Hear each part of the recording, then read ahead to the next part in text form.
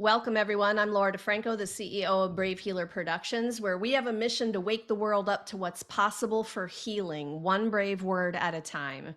And here today to help me with that mission are some of the amazing authors of a new book that we have coming out. This one is called The Grief Experience: Tools for Acceptance, Resilience, and Connection. Before I introduce these authors to you today, I want to say a huge thank you to Kelly Doherty, who is the lead author of The Grief Experience. And Kelly had a really big mission for this book, you guys.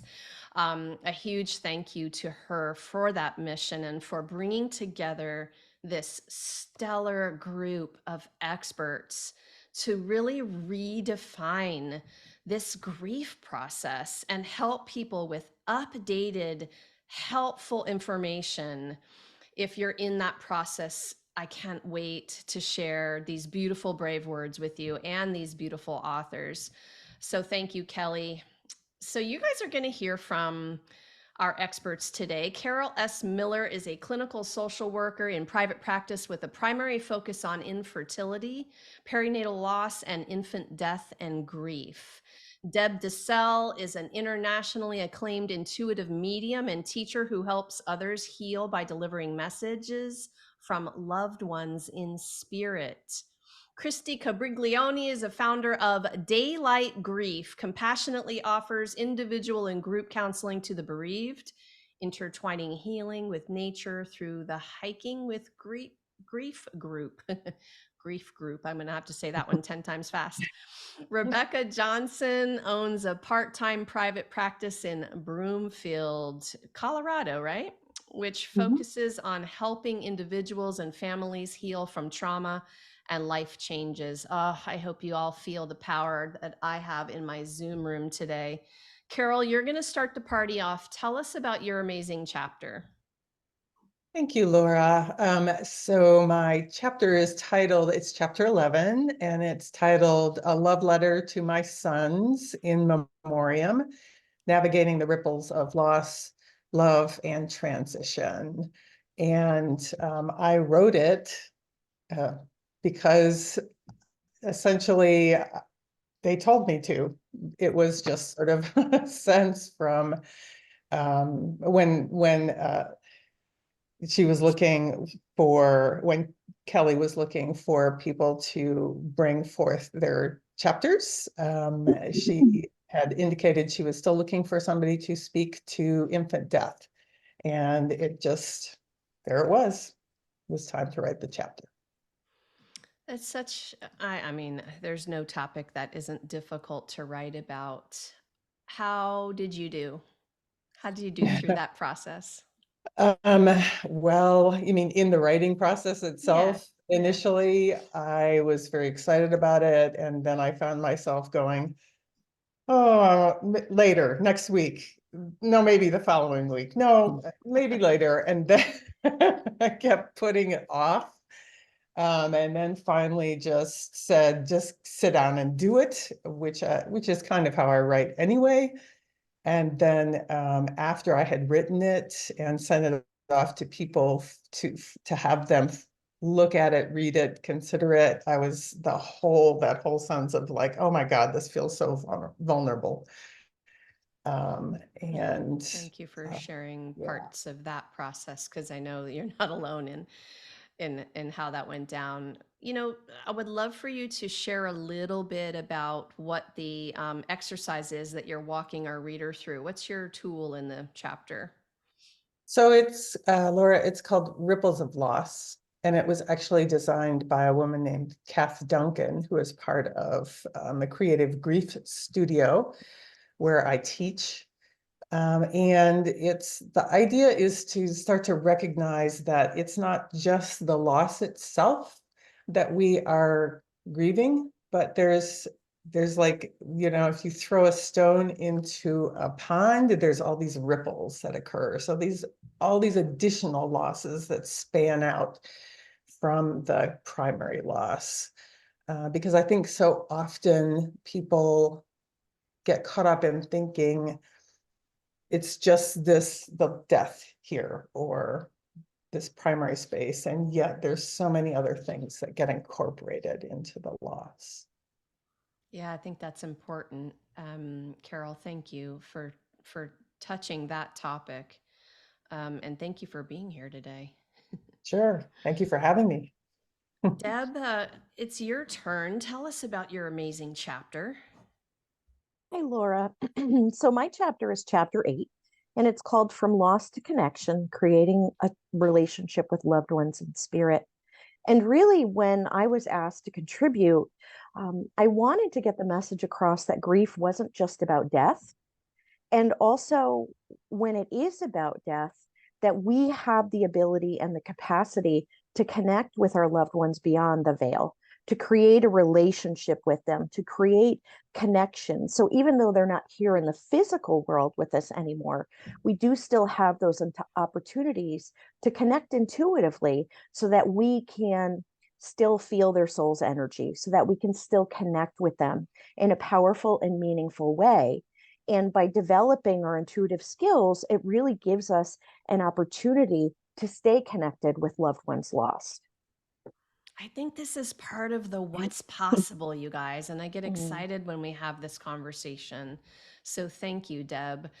For somebody who doesn't feel connected and might even feel frustrated that they don't have any connection, they don't know how to like dip their toe in, what would be the first step, do you think?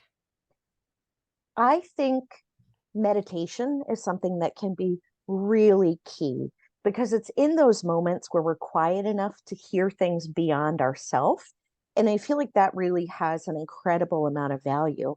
And also to realize that, sometimes folks talk about connecting with their loved ones and being able to see them when in reality, that doesn't always happen. So people connect in different ways. It's not just a visual. It's not that whole paradigm of I see dead people, because that's not how it works. So some people may experience things visually, some people may just have an overwhelming knowing where they can feel their loved ones near.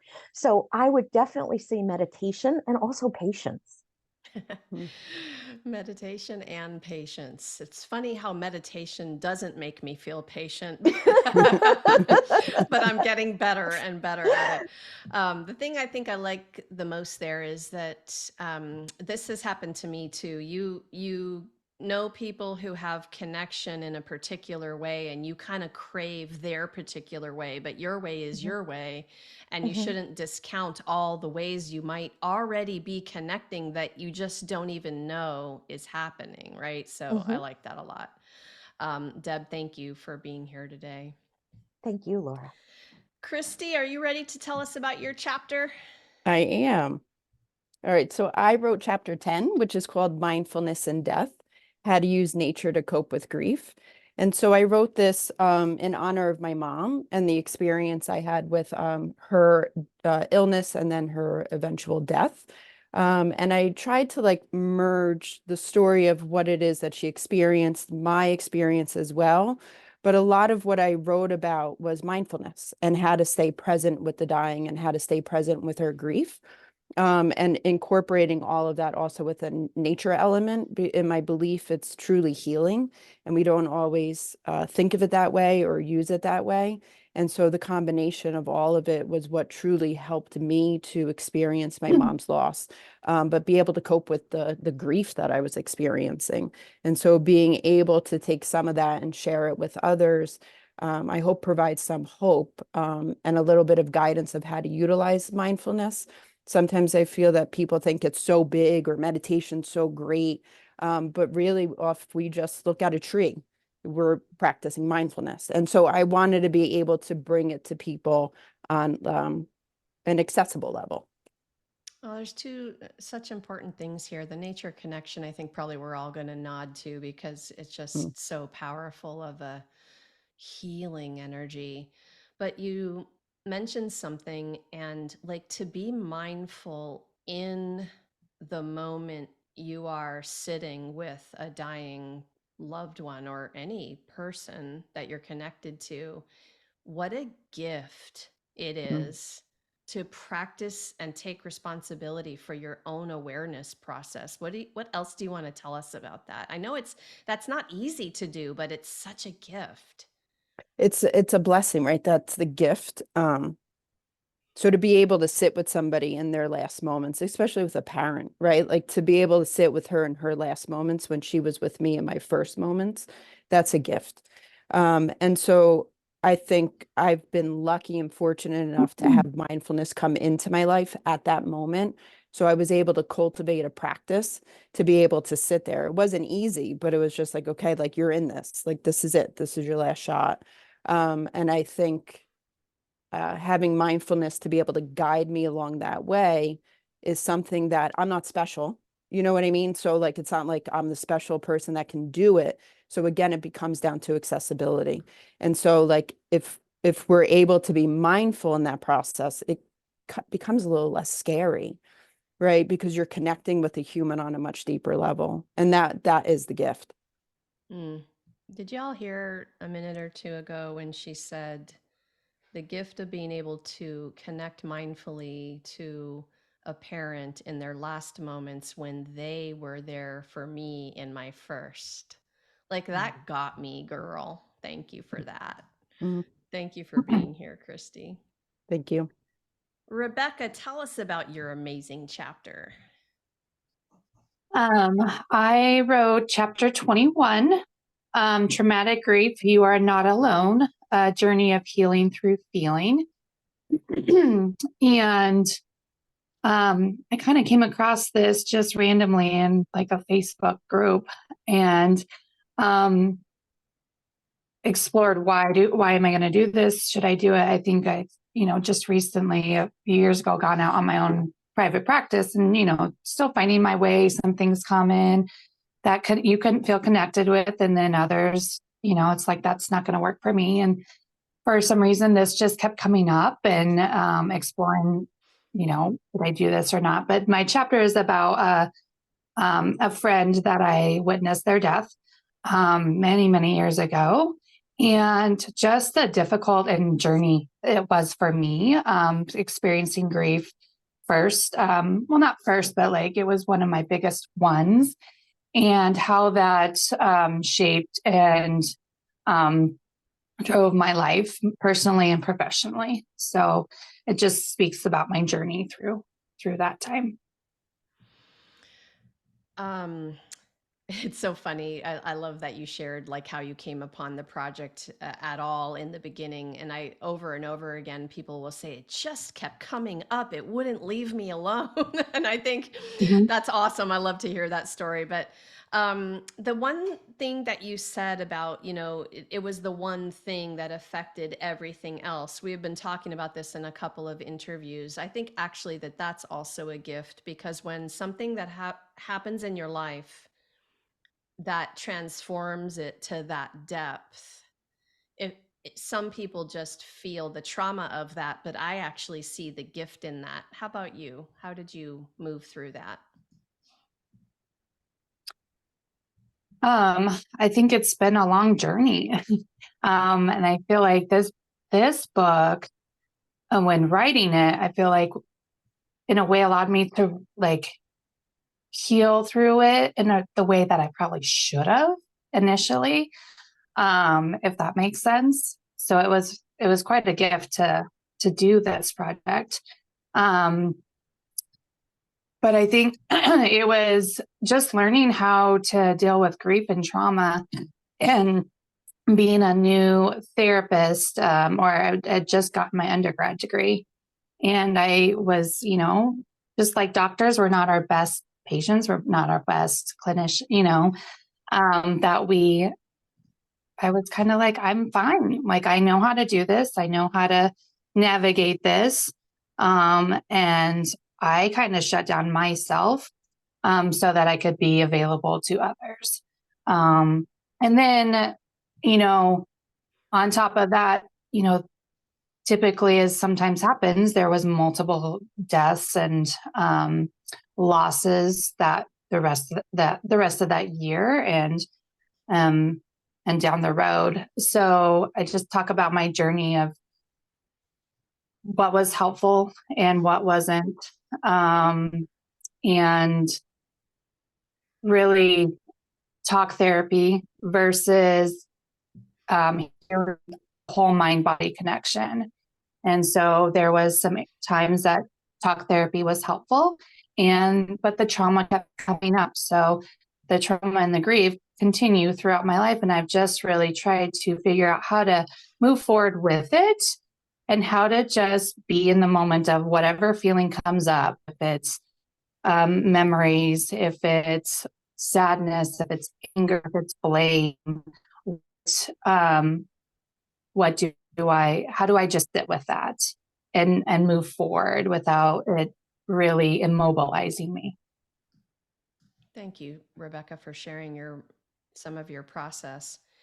And thanks to all of you, honestly, just my biggest gratitude for not just for saying yes to the project, but for taking that challenge I gave you to put this on paper and share your vulnerable stories. And then you're all such master teachers with so much wisdom for our readers. You're stepping up to teach. It's one thing to do it with your clients, but when I said, hey, I want you to put it in the book in writing in a way that they have an experience with it, right? And you all did that so beautifully and brilliantly. Deb, what's Yes. the most important thing you want people to know about the grief process? I think that grief isn't just about death, and also that they're not alone.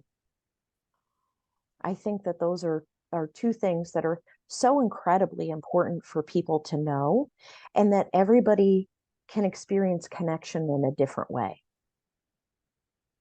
I love it. I love the reminder too. Thank you for that. Sure.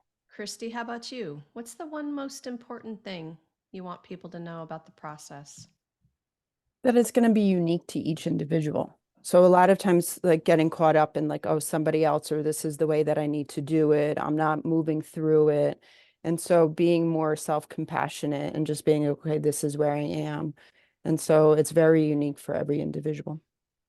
Yes, that's been coming up in every interview. I think I'll pause there to our listeners so you can take a deep breath with that and understand there's no way to F this up. You can't get this wrong. It is your own unique process. It's okay that it's yours, and you don't really have to listen to anyone else tell you the right way to do it, right? Rebecca, what do you want to add to this? What's that most important thing for you? I think that in addition, like to just echo the uniqueness of it. And I think the biggest thing I learned is just you can feel whatever you're feeling. So a lot of people try to protect you and say, like, you don't need to feel this way, or you don't need to do this. And it's for me, I needed to feel that so I could heal, even if it was blame, even if it was anger. Like, I needed to feel it. And it's okay to feel whatever comes up in that moment, and joy and happiness throughout the years. It's okay to feel whatever comes up in the moment.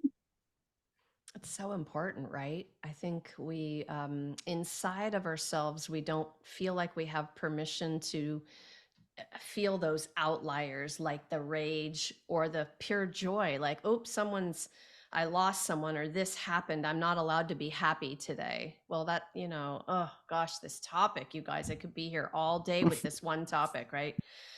Carol, what do you want to add? What's the most important thing you want people to know about the grief process? So I would again reiterate pretty much everything that everybody has already said. And also that the grief experience impacts us in all ways: physically, emotionally, mentally, spiritually, behaviorally, socially, just every single aspect of our lives. I think often grief tends to be stuck in the emotional space, that's how people view it, that you're going to be sad or hurt or angry, and yet the physical manifestations alone can be really challenging for a lot of people. the mental stuff that happens, the social tendency to withdraw. I mean, all of those things and how they impact us holistically is really important to understand, I think. Definitely. Thank you. I know it's hard to go last on those questions. Like when everyone else said such amazing things, and you're all so amazing and badass with these topics. Okay, here's another one. Christy, I'm going to start with you for this one. So, for me, community has meant the difference between success and failure for a lot of things, but especially in the most traumatic or grief filled things. What has community meant for you?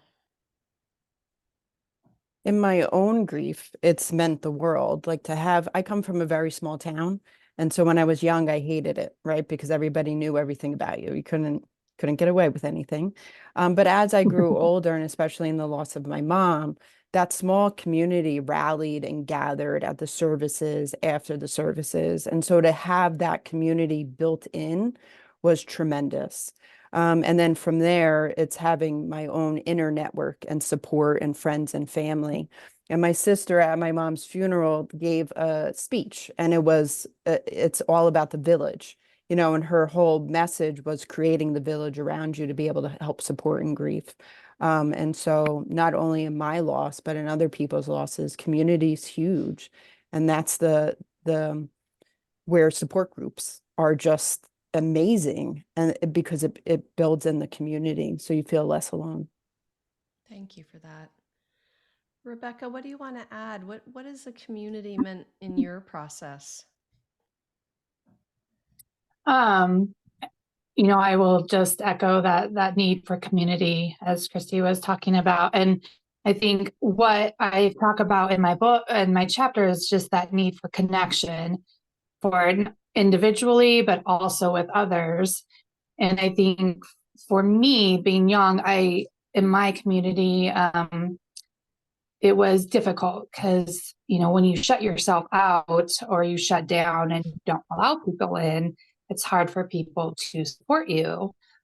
Or maybe when you're young, those individuals don't know how to support you. So, but I have some supportive friendships and that have guided me along the way that have helped me immensely. And they were just there. They weren't sure how to be there, but they were just there. And that just meant the world to me and really helped me throughout the years. Yeah, that's a great point too. And thank you for just making me think of the fact that a community could be two friends, one friend, or it could be a whole support group, right? And that's why I love listening to all of your answers to these questions. Carol, what has community meant for you? So again, echoing what Christy and Rebecca have already said, just the idea of connection. And I'm a huge fan of Dr. Brene Brown, and she speaks to the idea that we are wired for connection. And I definitely believe that's true. I know that when I experienced my losses, I actually was in 12-step groups at the time. And so I already understood the value of being with other people who were struggling with similar issues. Although, being in a 12-step group wasn't going to help me necessarily manage my loss around the deaths of my sons. So I was able to find groups that were very specific to infant miscarriage, infant loss, miscarriage, stillbirth, and just being with those people who all knew and understood what it was like to have this experience was incredible. Really helped with the healing piece. Thank you for that aspect of it. I think it can be profound, life-changing kind of community when you find those people that get it. Yeah. Deb, what do you want to add to this in terms of just giving us a window about your community? Well, I think for me, my grief journey started at a very young age. And so for many years, I didn't have community. You know, I grew up in the late 70s and 80s, and, you know, kids didn't necessarily have a voice then. And so I didn't necessarily have community. And so as I grew older and stepped into my gifts, I started to find other people like me that were experiencing connection with those beyond the veil, who were experiencing the emotions of other people. And so, you know, it really speaks to the fact that resources are needed for community for kids to understand their abilities and to really have a tribe, if you will, around them to help them navigate their grief and loss at a young age. Yes, very important. I'm similarly, I don't feel I can tell a story about early on community. My parents weren't involved either, and I guess that's could be where it starts. But you made me think of my athletic family because I was in sports and on a team. I played soccer, you know, and so really there it was. And I love that you made me think of that today because that was an important community for me back then, to connect with people, like-minded souls who love to kick the ball around, but also just making friends in, you know, in that group. All right, ladies, one more question about, I want to talk about self-care a little bit because I know it's a hot topic and it gets talked about a lot, but through the grief process, I believe that we this is a survival mechanism. If we're not taking care of ourselves in these times where we need to the most, we can't take care of anyone. And it sounds like, you know, we say it and hear it all the time about the oxygen mask, but I would love for you to give us an idea of how you move into self-care. What about that topic is important to you? And how do you want to talk to our listeners today about to just really to inspire them to prioritize it, to like be fierce about those boundaries in especially if they're moving through grief. Rebecca, what's your 2 cents on this one? We could talk about this one all day, I know. I think when we talk about self-care, I've just learned to find any way to move my body, move. And some days, you know, it's different than others. Some days you can do more, you can go on a bike hike, or other times you just, you know, when it's blizzarding outside, how to just even get outside for a couple of minutes. I love fresh air. That's really helpful for me.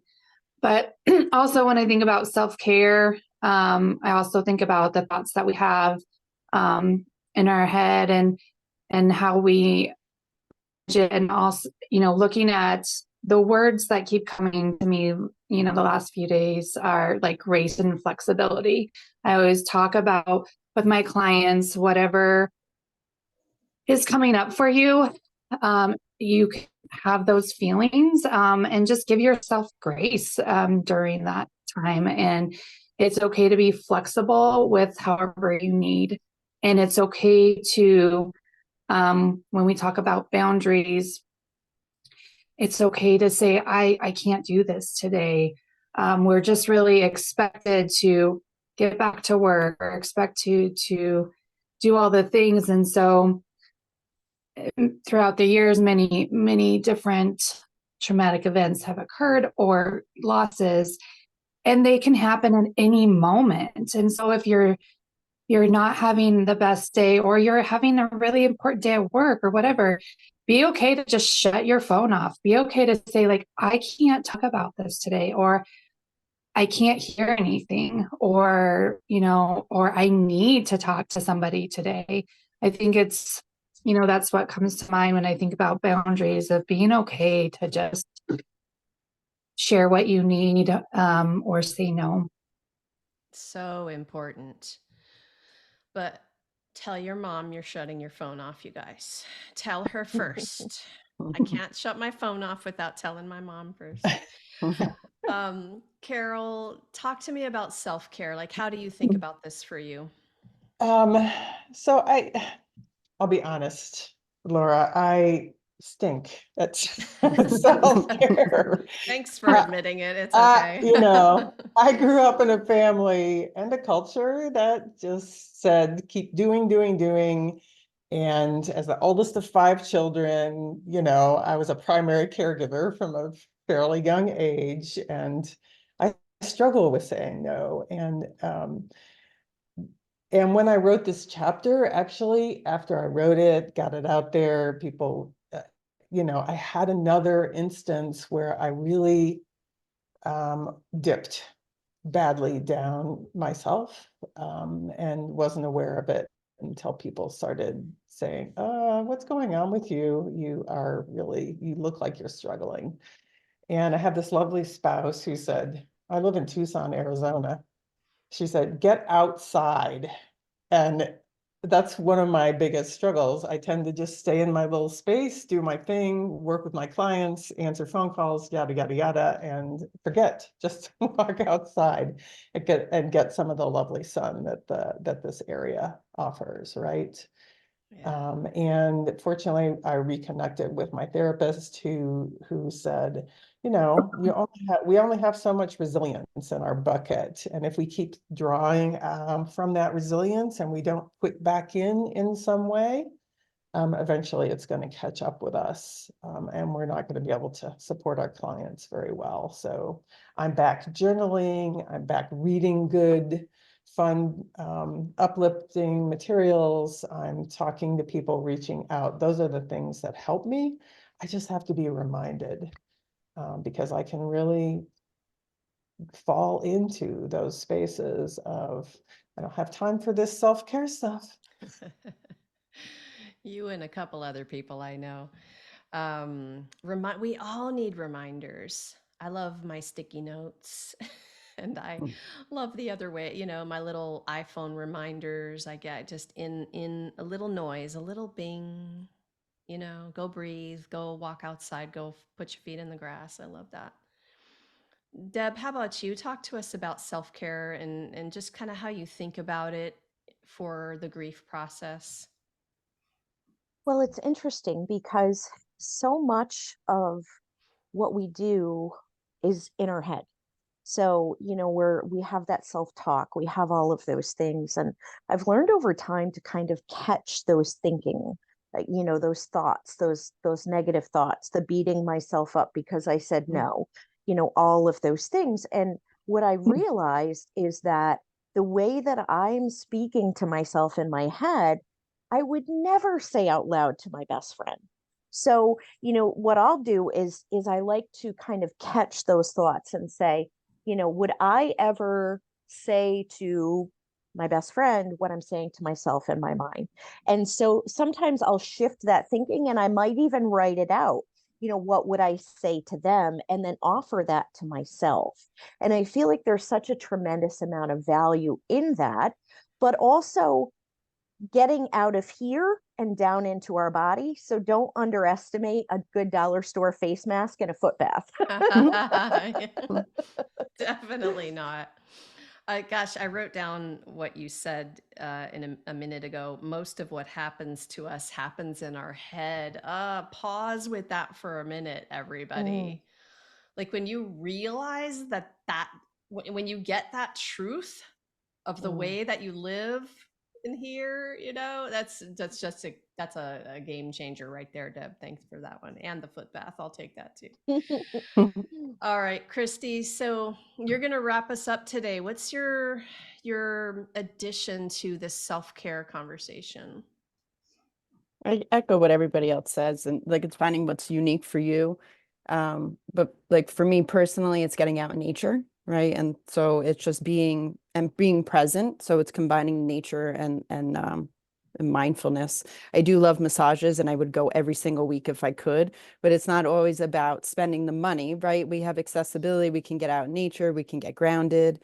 And the way that I talk to my clients about it, because grief puts us in a space where we might not be able to go for a walk, right? We might be depleted. So it's like, what cushions can you put around you today? Like, what are some things that you might be able to say no to? Could you get to bed earlier? Could you wake up a little bit earlier? And so it's looking at the smaller things in life. And that's the self-care piece that I look towards. Really, really important. You're reminding me of a session I had with a yoga instructor one time where we were working on restorative poses, and she just laid me down on my belly with some support, a little forehead roll, a roll under my torso, a roll under my shins, and just having my body supported created an emotional release.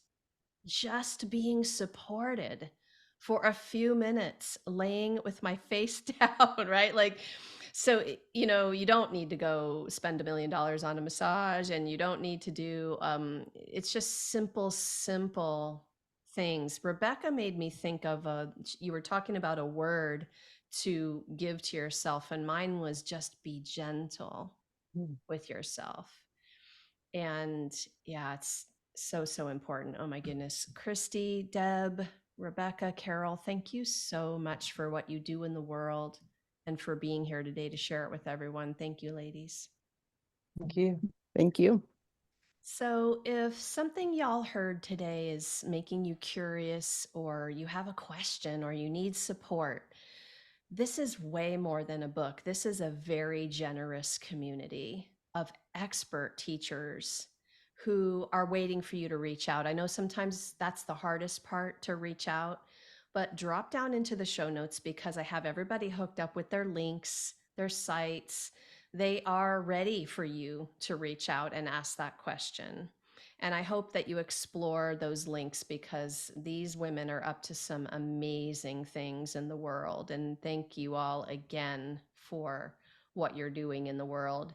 You are all also invited to our book launch party. We're going to have that on February 9th. I'll gather with all of the authors of The Grief Experience to celebrate, and we'll be dropping some wisdom and more information for you. And if you happen to be listening to this interview anytime after that February date, well, that just means you can get over to Amazon and grab your copy of this amazing book. Lastly, today, everyone, remember, your words change the world when you're brave enough to share them. So it's time to be brave. See you next time, everyone.